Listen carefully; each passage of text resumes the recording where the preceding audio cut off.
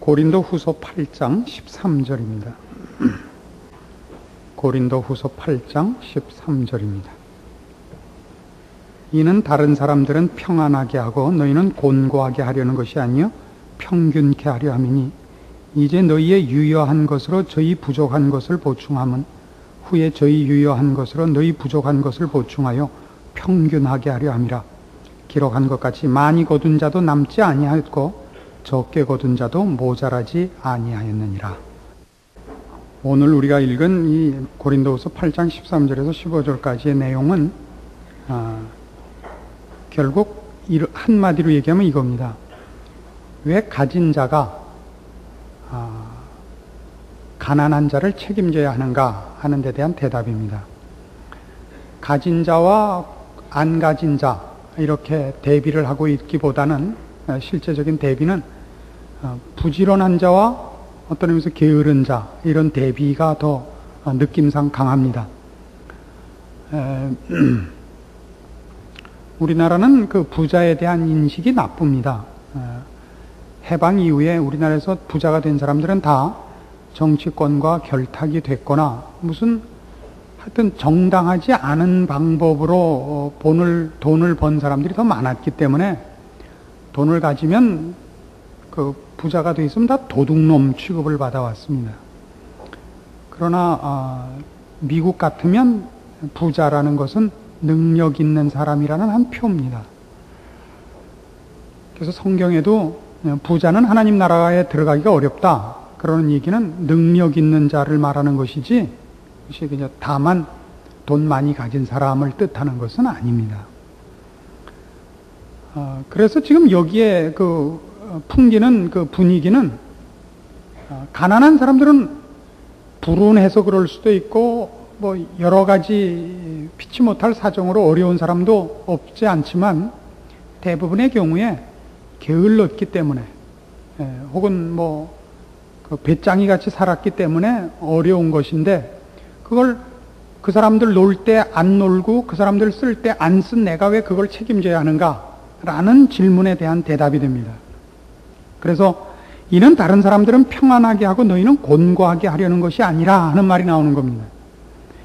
그러니까 남 잘 때 안 자고 먹을 때 안 먹고 입고 싶은 거 안 입고 산 사람 보고 다 펑펑 쓴 사람을 왜 책임지라 그러냐. 저 사람들은 게으르게 자기 편하게 살고 나는 절제하고 구두배기 소리 들으면서 살았는데 이제 와서 저 사람의 낭비한 생활에 대한 책임을 내가 져야 하는가 하는 데 대한 대답으로 사도 바울은 여기 평균케 하려 함이라 하면서 이제 너희의 유효한 것으로 저희 부족한 것을 보충하면 후에 저희 유효한 것을 너희 부족한 것을 보충하여 평균케 하려 함이라 하면서 무슨 말씀을 인용하냐면 기록한 것 같이 많이 거둔 자도 남지 아니하였고 적게 거둔 자도 모자라지 아니하였다 하는 출애굽기 16장에 나타난 만나 사건을 인용합니다. 그래서 이 문제를 이해하려면 이 만나 사건을 찾아가 봐야 됩니다. 출애굽기 16장 16절부터 봅시다. 여호와께서 이같이 명하시기를 너희 각 사람의 식량대로 이것을 거둘지니 곧 너희 인수대로 매명에 한 오멜씩 취하되 각 사람이 그 장막에 있는 자들을 위하여 취할지니라 하셨느니라. 이스라엘 자손이 그같이 하였더니 그 거둔 것이 많기도 하고 적기도 하나 오멜로 되어본즉 많이 거둔 자도 남음이 없고 적게 거둔 자도 부족함이 없이 각기 식량대로 거두었더라. 이렇게 됐습니다. 그러니까 모든 사람이 나가서 거둔 것이 아니고 말하자면 장년 남자들이 나가서 거둘 때 자기 식구들 모든 부양 가족 수에 해당하는 것을 이제 거두도록 되어 있습니다. 그러니까 부양 가족이 많으면 자기를 포함해서 5인이면 한 사람당 한 오멜씩이니까 5 오멜을 거둬야 되고 부양 가족이 7이면 7 오멜을 거둬야 되고 상당히 부지런하게 했어야 되는데 어떤 사람은 그 부양 가족 수는 적고 넉넉한 건강을 가져서 더 거둔 사람도 생겼고 부양 가족 수는 많고 그렇게 근력이 시원치 않아가지고 적게 거둔 자도 당연히 나왔던 것입니다. 그런데 나중에 되어보면 부족하지도 않고 남지도 않고 했다 이겁니다. 이것은 여러 가지 의미를 가집니다. 실제로 그 거두어온 것들을 예를 들면 저에게 필요한 게 7인데 거두긴 9을 거뒀어요. 그러나 와서 대보면 그동안에 둘이 쓱 줄어서 7만치 되는 것일 수도 있습니다. 또는 내가 7이 필요한데 5밖에 못 거뒀는데 와서 재어보면 그동안에 싹 늘어났을 수도 있습니다. 왜요? 만나 자체가 하나님이 허락하신 기적의 양식입니다.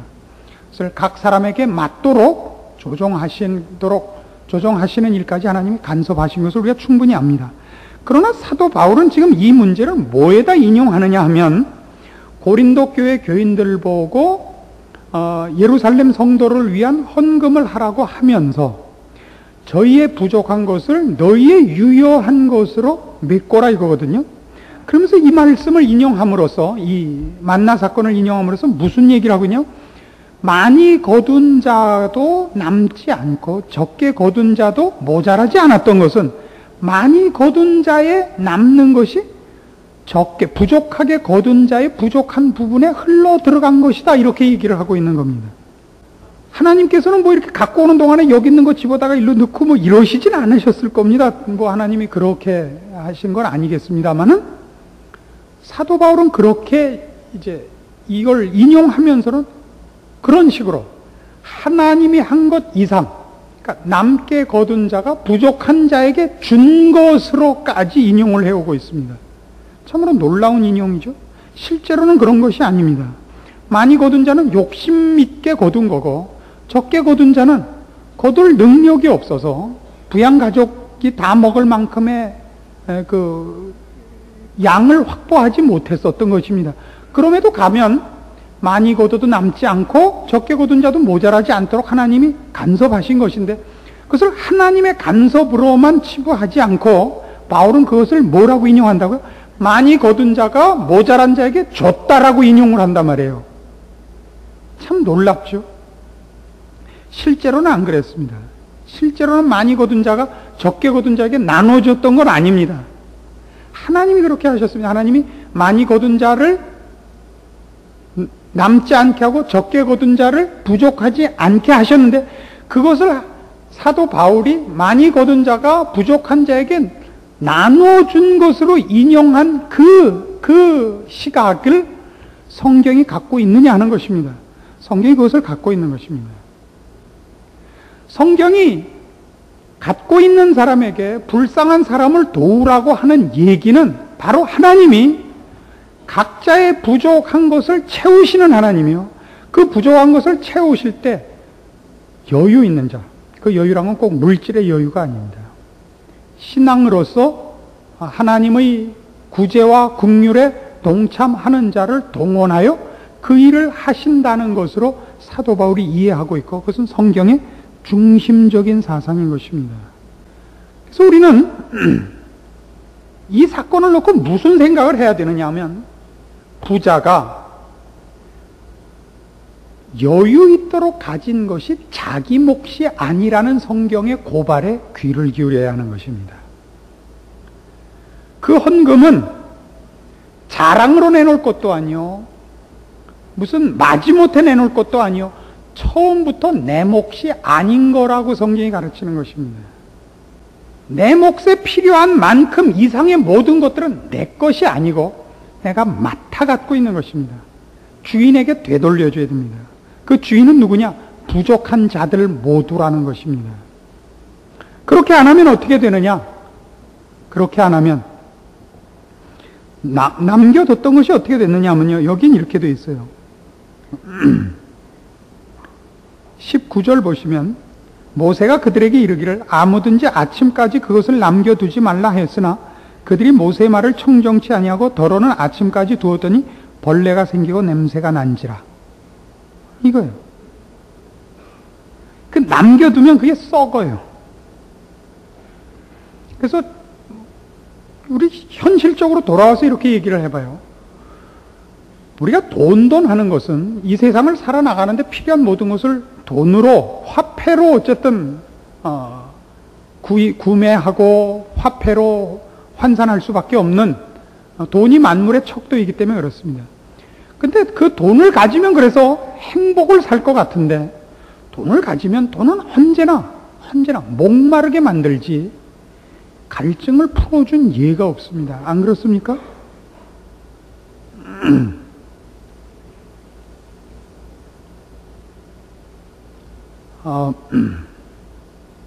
이번에 10주년, 우리 10주년을 하면서 장로님들이 저에게 무슨 기념이 될 만한 선물을 하시겠다고 했습니다. 우리끼리 얘기해요. 나가서는 얘기하지 마세요. 고맙지요? 그래서 이제 저에게 무엇이 필요하신가 여러 개를 물었습니다. 다 필요한 게 없습니다. 뭐 비행기를 사주시겠다. 뭐 필요 없습니다. 비행장이 없어서 안 되겠습니다. 그다음에 뭐 없죠. 뭐 알래스카를 사드릴까. 추워서 싫습니다. 이래갖고 없었어요. 이래갖고 나중에 그러면 목사님 필요한 데 쓰십시오 하고 이제 현금으로 가져오셨어요. 그래서 제가 극구 사양하고 안 받았습니다. 안 받은 가장 큰 이유가 뭔지 아십니까? 그 못된 사람들이 있어요. 그 소문을 듣고 조금 갖다 줘서 안 받았대요. 제가 많이 갖고 왔었습니다. 제가 안 받은 이유는 단 하나입니다. 그 돈이 들어오면 저희 식구끼리 싸우기 때문입니다. 저희 집사람이 안 와 있기를 바라면서 이 얘기를 하는데 저희 집사람은 돈에 욕심이 많습니다. 그건 어느 집이나 그래요. 어느 집이나 여자가 돈에 욕심이 많은데 이유는 생활을 책임지고 있기 때문입니다. 직접 생활을 해보세요. 직접 가서 두부를 사고 직접 가서 쓰레기 봉투를 사보세요. 돈이라는 것이 술술 새요. 그러니까 급한 거예요. 그러니까 돈 안 할 수가 없습니다. 남자들에게 물어보세요. 쌀 한 가마가 얼마인가? 저도 몰라요. 자기가 직접 안 사는 사람은 지금 돈 가치가 얼마인지를 모릅니다. 100만 원 그럼 굉장히 큰 돈인데 아무것도 할 수 없는 돈이 100만 원이 되고 말았어요. 100만 원이 생기면 할 게 없어요. 그럼 1000만 원이 생기면 그거 어중간해요. 그럼 한 1억쯤 생기면 그 다음에 쓸 것 같으죠. 1억이 생기면요 쓸 데가 100억이 생겨요. 주변에 있는 모든 사람이 들고 일어나서 내 눈깔 바꿔달라, 내 이빨 바꿔달라, 내 심장 바꿔달라, 다 덤벼들어요. 그래서 예전에 몇 년 전에 한번 그런 얘기를 했었죠. 크리스마스 때 어떤 저에게 잘 보이려고 애썼던 어떤 집안이 저와 저희 집 애들을 그 식사에 초대하고 애들에게 선물을 줬습니다. 집에 와서 보니까 그게 현금 10만 원씩이었어요, 애들에게. 처음에 그게 현금인 줄 몰랐다가 나중에 현금인 줄 알게 되고 이건 너희들한테 너무 큰 돈이라 못 준다.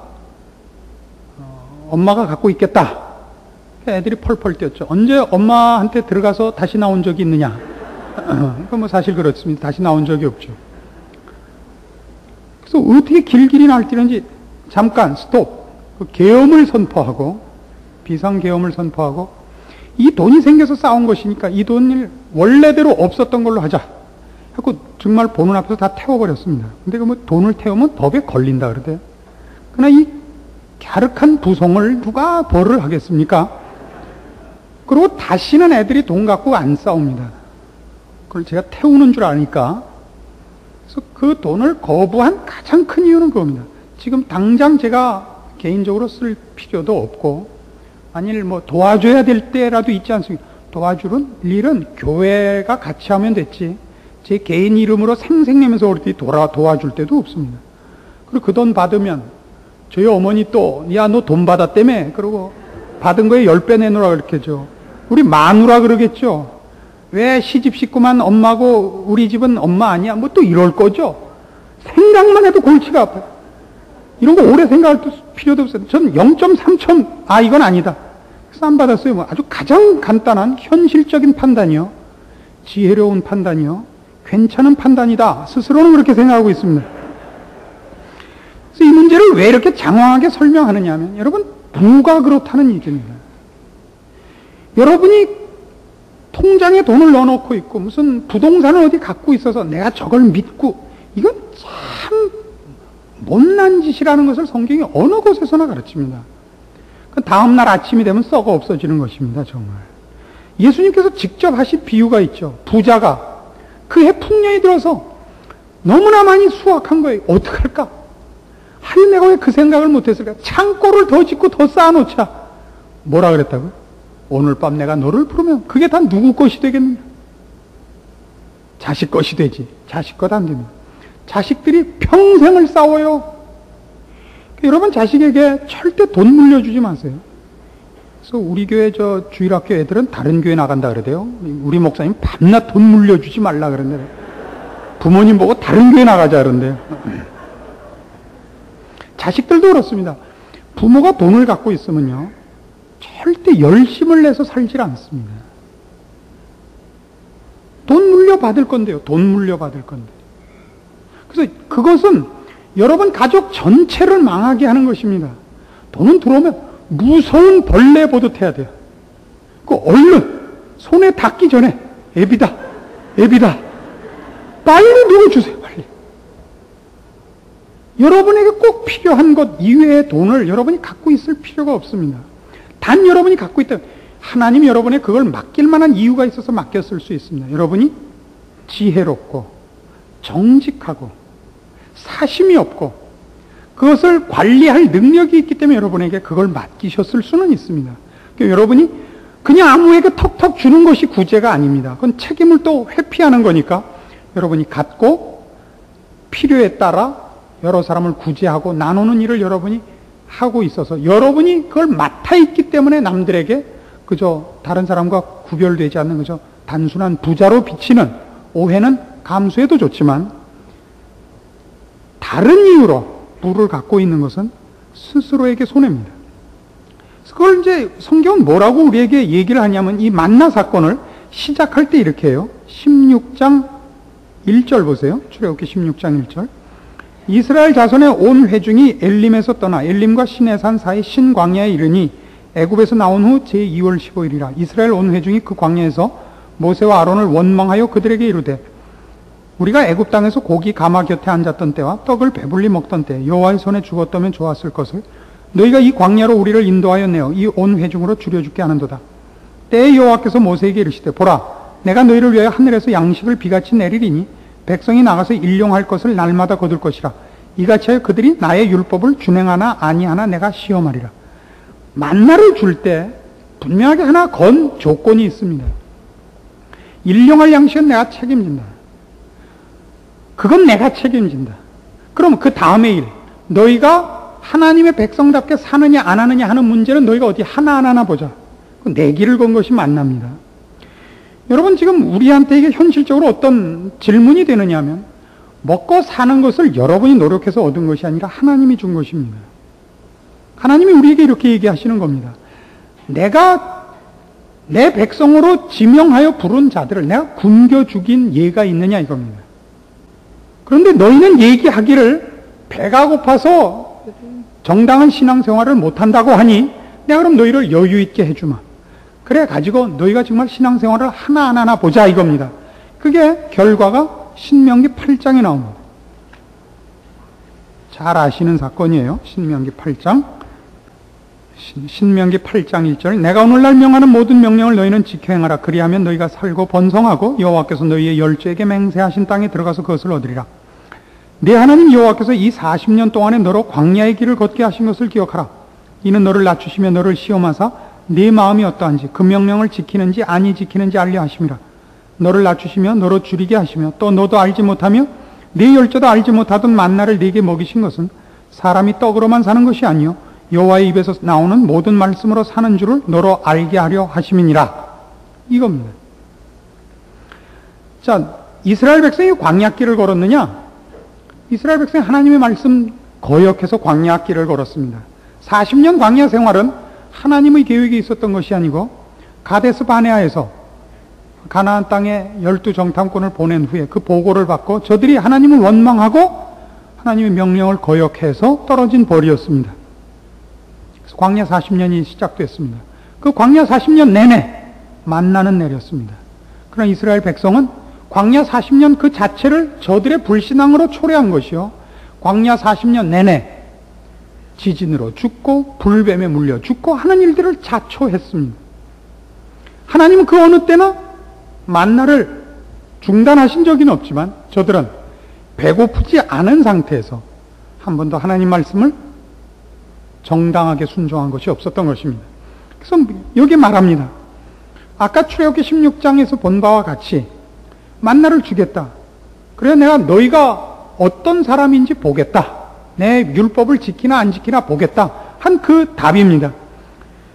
너를 낮추시며 너로 줄이게 하시며 또 너도 알지 못하면 내 열조도 알지 못하던 만나를 네게 먹이신 것은 사람이 떡으로 사는 것이 아니고 여호와의 입에서 나오는 말씀으로 사는 줄 너로 알게 하려고. 그러니까 배고파서 불신앙이 아닙니다. 그럼 배부르면 신앙생활을 해야 되는데 그렇지 않더라고요. 배고플 때는 배고프다는 걸 핑계대고 불신앙이고 배부르면 배가 불러서 불신앙인 것입니다. 인간은 자기의 능력이나 자기의 의지나 혹은 자기가 가진 것으로 신앙생활하지 않습니다. 하나님께 붙잡힌 바 되고 하나님께 자신을 붙들어 매야 됩니다. 그래서 지금 우리도 마찬가지입니다. 여러분이 가난했을 때와 부해졌을 때 어느 때에 더 신앙이 좋았는가를 보십시오. 오히려 가난했었을 때가 더 신앙이 좋았지 않습니까? 내가 조금만 괜찮게 살면 내가 열심히 신앙생활 하겠다라고 예전에 약속한 기도 혹시 하신 적 없으세요? 예전에 그런 기도 많이 했었거든요. 우리의 학교만 붙여주면 바치겠다. 우리 그저 사글세빵 신세만 면하게 하면 내가 절대 신앙생활을 게으르게 아니하겠다. 그런 약속 하신 적 없어요? 그런데 이제 먹고 살만해졌어요. 해외 관광여행 나가는 것이 옛날 저 인천 앞바다 나가는 것보다 쉬워졌어요. 그래서요. 신앙생활 안 하죠. 신앙생활 안 합니다. 배부르고 등 따신데 왜 하나님을 찾아요? 그것이 인간입니다. 그래서 실제로 남을 구제한다든가 헌금을 한다는 것은 무서운 자기 테스트인 겁니다. 그러니까 여러분이 이 헌금 얘기를 하는 것이 굉장히 이게 미묘한 문제라서 늘 삼가합니다마는 잘 생각해 보세요. 헌금을 아까운 마음으로 하시는 경우가 많죠. 근데 왜 하냐면 보험금인 셈 치고 하는 거예요. 그렇죠? 자동차 보험 들어가고 평생 한 번도 못 쓰지만 꼭 사고는 보험 만료되고 다음 보험 넣기 전에 이틀 사이에 나오거든요. 그러니까 떼이는 셈 치고 들어뒀다가 사고 나면 도움 받고 아니면 까짓것 없는 셈 치고 이건 헌금이 아닙니다. 내 목 이상의 것은 다 남의 겁니다. 아시겠어요? 그게 헌금과 구제의 기본 정신이요. 여러분이 어떤 문제에서 부유한 자거든 물질에서 지식에서 지위에서 권세에서 자기 한 개인 그 시대와 그 사회의 한 평균인의 것보다 더 갖고 있으면 그건 자기 한 사람만을 위한 것이 아닌 줄 알아야 되는 것입니다. 그럼 누군가를 짐지기 위하여 그 다른 몫을 갖고 있는 것입니다. 그것이 돈이든 지식이든 건강이든 그런 것입니다. 그래서 여기 있는 우리 오늘 본문으로 돌아와서 여기서 하는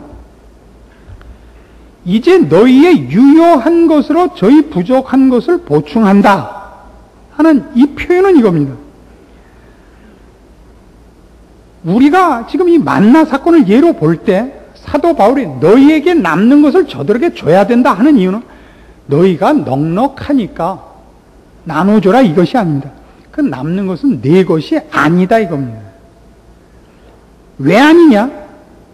만나 사건을 이제 다시 보세요. 건강한 사람이 나가서 자기는 많이 거뒀습니다.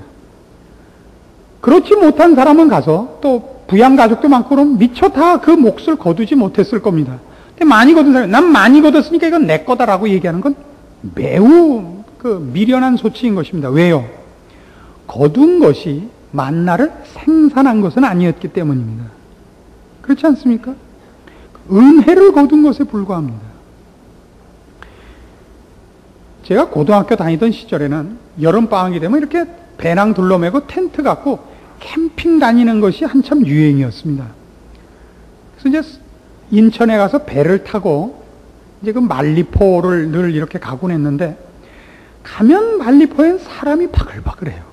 그래서 좀 조용한 데를 가자. 그래서 그 배 타고 이렇게 가다 보면 가는 길에 뭐 이쪽에도 좋은 섬이 보이고 저쪽에도 좋은 섬이 보이고 그래요. 그래서 그 다음에 물어서 조그만 배 타고 그 배 타고 말리포 갈 때마다 봤던 사람 없는 섬을 갔습니다. 근데 인가가 매도 없고 정말 조용해요. 근데 배 타고 가면서 보니까 아주 멋있는 백사장인 줄 알았는데 가보니까 뻘밭에 자갈만 가득한 거예요. 그래서 완전히 망했죠. 물 속에 들어서 이렇게 한번 디디면 밑에서 아주 진흙 분말이 올라와요. 그 수영을 할 수가 없어요. 근데 대신 그 뻘밭에 가니까요, 먹을 게 많아요. 주먹만한 고동들이 주렁주렁 달려있고, 정말 이렇게 밀물 때는 꽃게가 기어 들어와요. 이러면 신났죠. 그래서 이제, 이상하게 전 불당번이에요. 다른 사람이 하면 불이 안 붙어요. 성령의 불이 그때부터 있었는데, 제가 해야, 비가 오는데도 불이 붙어요, 제가 하면. 이제 할 수 없이 불당번이에요. 결혼하고 내가 라면도 몇 번 끓여 먹어본 적이 없죠. 그때 하여튼 제가 불당번이었어요. 그 이제 나머지 이제 동료들이 나가서 먹을 걸 잡아오는 거라 고 꽃게 2마리랑 낙지 2마리를 잡아왔어요. 그 항고 2개에다가 고추장 넣고 물 넣고 게를 반 토막을 내서 하나씩 넣으니까 그냥 꽉 찼어요. 고동 이런 거 2개씩 넣고 꽉 찼죠. 낙지 하나씩 넣고. 그리고 먹으려니까 아무것도 없어요. 8놈이서 항고 하나에 넣은 고추장찌개, 꽃게 1마리하고 고동 2개하고 낙지 하나 들어갔는데 뭐가 있겠어요? 생각해요. 근데 처음에 넣었을 때 이게 갑각류라 껍질이 있다만 하니까 그냥 꽉 차 보이더니 그래갖고 다리 하나씩 뜨니까 다 없어진 거예요. 밥은 아직 한 숟갈밖에 안 먹었는데. 이 한 놈 왼수가 낙지 건드리지 마. 그건 내가 잡은 거야. 이렇게 된 거예요. 그냥 대판 싸움이 붙었죠. 야, 이 XX야. 그럼 불당보는 뭐냐? 낙지 잡아온 놈은 낙지 짓고고, 개 잡아온 놈은 개 짓고면, 내가 불 폈으니까 익은 거 먹는 놈은 다 세금 바쳐라. 바로 그 실수하는 거예요. 낙지는 다 내 거야? 그러면 안 돼요. 내가 잡아온 거니까. 그러면 뒤에서 쌀 씻고 밥 한 놈은 뭐예요? 불 핀 놈은. 텐트 친 놈은. 텐트에 비 새지 말라고 초칠한 놈은 뭐예요, 그럼? 초 먹고 살아요? 근데 우린 그 실수를 금방 한다고요. 많이 거둔 사람은 무엇을 위하여 많이 거뒀느냐? 자기 몫을 다 할 수 없는 사람을 위하여 하나님이 더 거두도록 하셨다는 겁니다. 그 더 거둔 거는 더 거뒀으니까 내게 아니라 그걸 더 거둬 그러지 못한 사람을 나누어 주도록 하기 위하여 하나님이 허락한 건강이요, 지혜요, 성실함인 것입니다. 그리고 그 역할을 맡는 것이 복되다 이겁니다. 내가 본 거 왜 남 줘? 이게 아니에요. 자기 몫을 챙기지 못하는 자들까지도 돌보시는 하나님이 그 돌보시는 그 긍휼과 자비와 기적의 손길을 나에게 능력으로 허락하사 그 일에 나를 써주시는 거예요. 하나님이 직접 하실 수 있어요. 그렇게 안 하시고 나에게 능력을 주사 내가 벌어오고 내가 더 많이 준비하게 해서 그걸 나누어 주게 하여 나더러 살 가치와 삶의 보람과 하나님 앞에서 상급거리가 있게 하셨다는 것이 성경이 가르치는 헌금과 구제의 이유입니다.